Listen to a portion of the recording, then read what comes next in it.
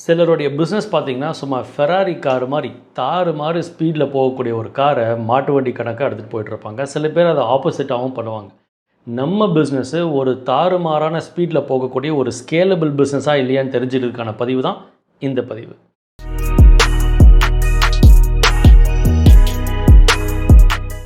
வாங்க வாங்க வாங்க வாங்க this is James Vineeth, author, coach, TEDx speaker மற்றும் வானளாவிய வெற்றி உங்களையும் உங்கள் நிறுவனத்தையும் வந்து அடைய வேண்டும் என்று நினைத்து கொண்டிருக்கிற உங்கள் முன்னேற்றத்திற்கான நண்பன். இது வரைக்கும் நம்ம சேனலையோ பாட்காஸ்ட்டையோ சப்ஸ்கிரைப் பண்ணாமல் இருக்கீங்க அப்படின்னா just go and subscribe. But let's dive into the content. ஒரு பிஸ்னஸ்க்கு 3 ஸ்டேஜ் இருக்குது நண்பர்களே. எல்லா பிஸ்னஸும் ஸ்கேலபிள் பிஸ்னஸ் அப்படின்னு சொல்ல முடியாது. உங்கள் பிஸ்னஸ் ஸ்கேலபிளாக இல்லையான்னு தெரிஞ்சுக்கணும் அப்படின்னா இந்த 3 ஸ்டேஜில் எங்கே இருக்கீங்கன்னு நீங்கள் கண்டுபிடிக்கணும். MOS, measure, optimise, scale. இந்த 3 ஸ்டேஜ் தான். ஃபஸ்ட் ஸ்டேஜ் வந்து மெஷர் ஸ்டேஜ். மெஷர் ஸ்டேஜ்னால் ஒரு சிம்பிள் உதாரணம் சொல்லணும் அப்படின்னா, நான் வந்து ஒரு ஃபோன் பிஸ்னஸ் இருக்கேன்னு வச்சுக்கலாம். இந்த ஃபோன் வந்து ஒரு 50,000க்கு நான் வந்து விற்கிறேன். நான் ஒரு 40,000-45,000 வாங்குறேன், 50,000 விற்றுட்டுருக்கேன். இந்த வாங்குற காசை கொஞ்சம் நேரம் தனியாக பிரித்து வைக்கலாம். Just talk about selling price. 50,000 இந்த ஃபோனை விற்கிறேன். இந்த ஃபோனை விற்கிறதுக்கு நான் மார்க்கெட்டிங் பண்ணுறேன்.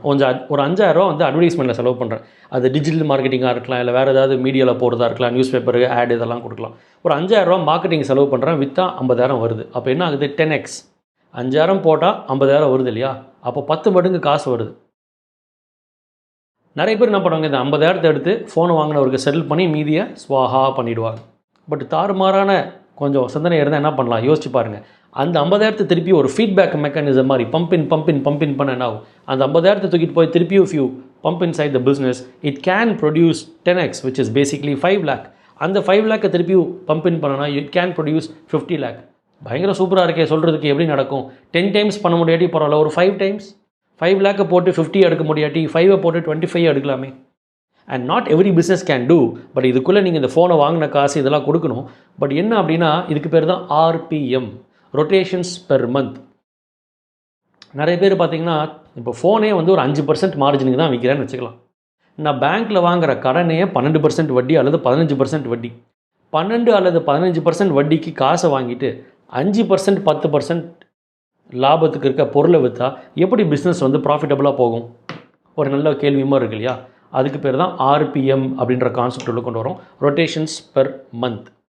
நான் ஒரு 25 லட்சத்தை கடன் வாங்கி மொத்த வருஷத்துக்கும் 25 தான் டேர்ன் ஓவர் பண்ணுறேன் அப்படின்னா கண்டிப்பாக இது வந்து சொந்த செலவுலே வச்சுக்கிற மாதிரி தான். ஆனால் அந்த 25 லட்சத்தை ஒரு 4 டைம் அல்லது 5 டைம் சொலல் மாதிரி போட்டு எடுக்கும்போது என்ன ஆகும்? 5% லாபமாக இருந்தால் கூட you should be able to beat the interest rate. இப்போது என்ன விஷயம் அப்படின்னா, சார் என் கம்பெனிக்கு என்ன போட்டேன், என்ன வருது, எத்தனை நாள் ஆகுது, எதுவுமே தெரியாமல் இருக்குது அப்படின்னா நீங்கள் ஸ்டேஜ் 1 இருக்கீங்க. அதான் மெஷர் ஸ்டேஜ். என்ன வருது போதுன்னே அளக்காமல் இருக்கும். அதாவது சுருக்கமாக சொல்லணும் அப்படின்னா, சார் ஒரு 25 லட்சம் போட்டால் அந்த 25 லட்சம்ன்றது 10 மடங்கு எடுத்துக்கலாம், 2.5 கோடி. சரி, ரொம்ப பெரிய நம்பராக இருக்குது சார், ஒரு 5 டைம் எடுத்துக்கலாம். சரி, 1.25 கோடி. அந்த 25 லட்சம் 5 மடங்காக வளர்ந்து ஒரு 1.25 கோடியாக மாறி அதை வெளியே எடுக்கிறதுக்கு இந்த பிஸ்னஸில் ஒரு 24 மாதம் ஆகுது, ஒரு 36 மாதம் ஆகுது, 48 மாதம், சரி 5 வருஷம் 60 மாதம் ஆகுது அப்படின்ற ஒரு கணக்கு இருக்கா? அப்படின்ற ஒரு கோல் இருக்கா? இலக்கு இருக்கா? சும்மா போட்டோம், ரன் பண்ணுறோம், அப்படியே ஓடிட்டுருக்கு, என்ன போகுது வருதுன்னே தெரியல அப்படின்ற ஒரு வரைமுறை இருக்கணும்.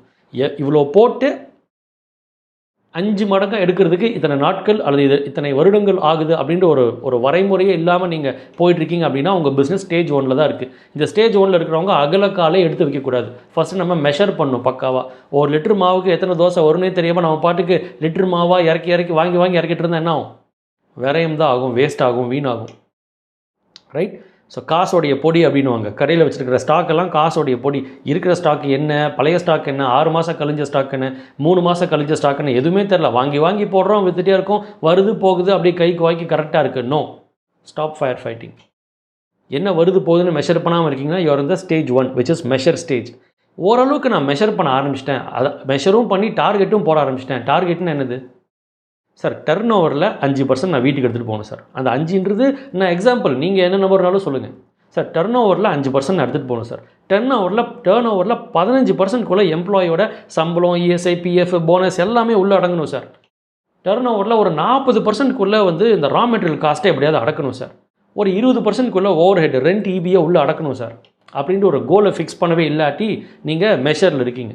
இந்த கோலை ஃபிக்ஸ் பண்ணிட்டேன், ஆனால் ஆல்மோஸ்ட் அதை கிளாக் பண்ணிகிட்ருக்கேன் அப்படின்னா நீங்கள் ஸ்டேஜ் 2 இருக்கீங்க, which is optimize. Optimizeனா ஃபைன் டியூன். 15% எம்ப்ளாயி காஸ்ட்டு நான் கோல் வச்சுருக்கேன். ஆனால் 15% வரல, பட் ஆல்மோஸ்ட் தேர். ஒரு 18%, ஒரு 20% பக்கத்தில் வந்துருச்சு. போட்ட ஸ்கெட்ச் படி பிஸ்னஸ் போகுது, போட்ட ப்ளூ பிரிண்ட் படி பிஸ்னஸ் போகுது, பட் கொஞ்சம் அங்கங்கே பிசுறு தட்டுது, கொஞ்சம் ஃபைன் டியூன் பண்ணால் போதும் சார் அப்படின்னா நீங்கள் ஆப்டிமைஸ் ஸ்டேஜில் இருக்கீங்க. 3வது ஸ்டேஜ் வந்து ஸ்கேல் ஸ்டேஜ்.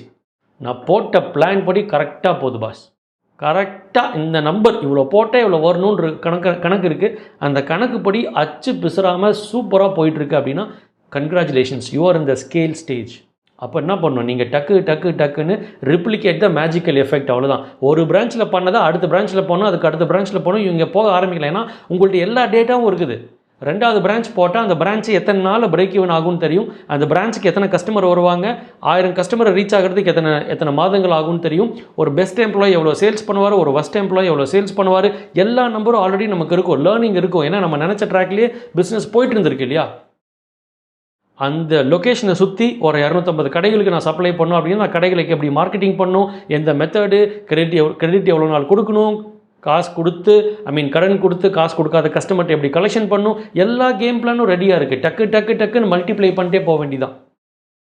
இந்த ஸ்கேல் ஸ்டேஜுக்கு உங்கள் பிஸ்னஸ் வராமல் நீங்கள் ஸ்கேலப்பே பண்ணக்கூடாது. ஏன்னா மார்க்கெட்டில் எல்லாரும் ஸ்கேலப்னு சொல்லிட்டே இருப்பாங்க. அது மேட்டர் கிடையாது. நம்ம பிஸ்னஸ் ஸ்கேலப் ஸ்டேஜில் இருக்குதான்னு பார்க்கணும். நம்ம வாழ்ந்துட்டு இருக்கக்கூடிய காலகட்டம் யார் என்னன்னு யோசிக்காமல் கடன் கொடுக்கக்கூடிய காலகட்டம். அதனாலேயே ஜாக்கிரதையாக இருக்கணும். ஜஸ்ட் பிகாஸ் ஒருத்தர் லோனுக்கு ஓகே சொல்லிட்டாரு, இன்வெஸ்டிங்க்கு ஓகே சொல்லிட்டாரு அப்படின்றதுக்காக maybe your business may not be super duper hit. நான் எக்ஸ்பேண்ட் பண்ண வேண்டாம்னு சொல்லல, பட் இந்த ஸ்டேஜ் தாண்டாமல் மெஷரே பண்ணாத பிஸ்னஸ்க்கு நிறைய மணி பம்பிங் பண்ண என்ன ஆகும் இல்லையா. அது வந்து it's just get in to lot of problems. So உங்கள் பிஸ்னஸ் இந்த measure stage, optimise stage, scale stage, இந்த 3 ஸ்டேஜில் எந்த ஸ்டேஜில் இருக்குது அப்படின்றத எனக்கு காமெண்ட் செக்ஷனில் தெரிவிங்க. இந்த பதிவு உங்களுக்கு பிரோஜனமாக இருந்தால் அப்படின்னா இதை வந்து ஒரு 5 days ஒரு ப்ரோக்ராம் வச்சுருக்கோம், ஹோலிஸ்டிக் பிஸ்னஸ் க்ரோத் அப்படின்ற ப்ரோக்ராமில் நாங்கள் பேசக்கூடிய ஒரு சின்ன ஸ்னிப்பெட், சின்ன ட்ரைலர் தான் இதில் கொடுத்துருக்கோம். இதே போல் நிறைய ப்ரோக்ராம்ஸ், நிறைய கான்டென்ட் யூடியூப் சேனல்லே வரும். But if you want to really travel with us for இந்த அந்த 5 day ஜேர்னியில் போகணும் அப்படின்னா கீழே கொடுத்துருக்க லிங்கை கிளிக் பண்ணுங்கள், அல்லது வாட்ஸ்அப்பில் எங்களோட சேட் பண்ணுங்கள். You will get to know more about that particular event as well. This is James Vineeth. வானளாவிய வெற்றி நீங்களும் உங்கள் நிறுவனம் அடைய வேண்டும். நீங்கள் வளரணும், வளர்ந்துக்கிட்டே இருக்கணும், வேறு லெவலில் வளரணும். நன்றி, வணக்கம்.